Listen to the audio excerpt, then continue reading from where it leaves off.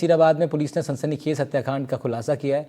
Police ने आरोपी पत्नी और उसके प्रेमी को गिरफ्तार कर लिया। मामले को लेकर पुलिस अधीक्षक ने जानकारी देते हुए बताया, मृतक मस्तान की पत्नी पिछले 1 साल से प्रेमी बशीर खान के संपर्क में थी। दोनों एक साथ जीवन बिताना चाहते थे, लेकिन मस्तान उनके बीच दीवार बना हुआ था। कुछ समय पहले जनता मृतक की पत्नी बशीर के साथ फरार हो गई, लेकिन पुलिस ने गुमशुदगी दर्ज कर उसे मृतक के पास वापस भेज दिया। दोनों ने मिलकर मृतक को रास्ते से हटाने की योजना बनाई। धारदार चाकू से उसका गला रेत दिया गया था।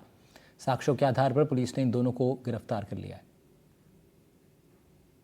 पूरे घटनाक्रम में बात जो निकल के आई है वो ये निकल के आई है, जो मृतक था जिसका नाम मस्तान चीता था, उसकी पत्नी ने अपने प्रेमी के साथ मिलकर इस घटना को अंजाम दिया था।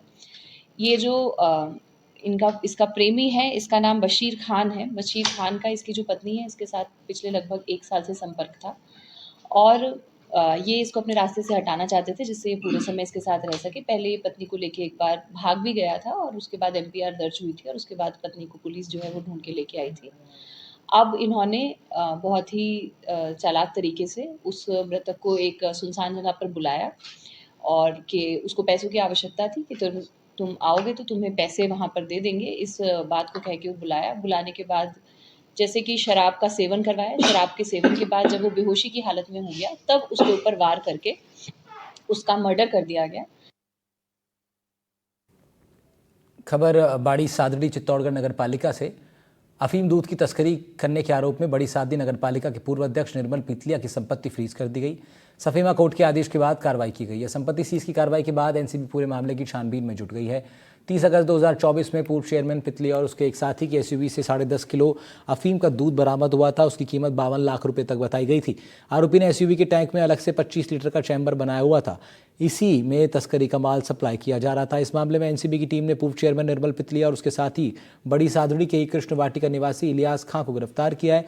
तस्कर पीतलिया के बारे में शुरुआती छानबीन में बैंक बैलेंस और अन्य में करीब 5 लाख रुपए की अवैध संपत्तियों की पहचान हो गई है। फ्रीज करने का इन्हें फ्रीजिंग ऑर्डर दे दिया गया है। एनसीबी के जोनल डायरेक्टर घनश्याम सोन्ना ने इसको लेकर बयान दिया है। क्या कुछ कहा है, सुनवाते हैं। एनडीपीएस एक्ट की धारा 68 एक्ट के तहत पहला फ्रीजिंग ऑर्डर हमने जो पास करवाया है, उसमें लगभग 5,60,000 की उनकी प्रॉपर्टी बैंक के अंदर जो केस और कुछ जो और उनकी मतलब अलग अलग जमाबंदियाँ वगैरह थी, उनको सीज किया है। कलेक्टर चित्तौड़गढ़ और तहसीलदार जो भी वहाँ के कंसर्न है, उनको पत्र लिखा गया है, जिसमें कि और हमें जानकारी जैसे जैसे मिलेगी उनके रिगार्डिंग, तो इसमें विगत 6 वर्षों की प्रॉपर्टी को फाइनेंस इन्वेस्टिगेशन के तहत हम फ्रीज करते हैं।